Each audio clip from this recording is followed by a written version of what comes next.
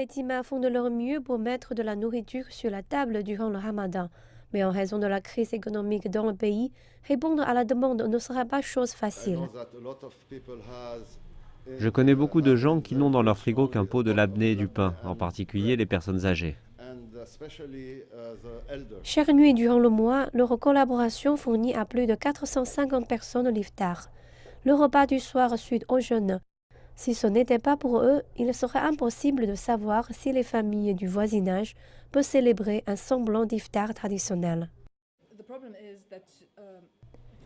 Le problème, par exemple, avec le ramadan concerne des dates et c'est devenu très cher. Vous buvez du jus d'abricot ou d'amartine et tout cela coûte très cher. Les bonbons aussi coûtent très cher. Une part de leur collaboration consiste à employer des habitants du quartier pour aider à cuisiner les repas. Pour Neama, c'est un revenu nécessaire.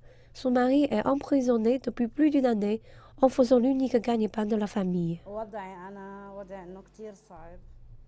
Ma situation est très difficile, je ne fais pas qu'un travail. Là où il a du travail, je le fais. Nettoyer, cuisiner, tout pour élever mon enfant.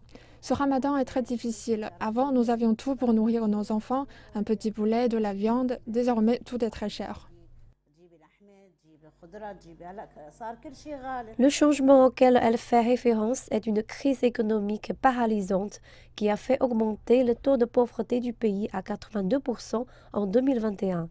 La monnaie locale s'est effondrée face au dollar, entraînant une flambée des prix des marchandises.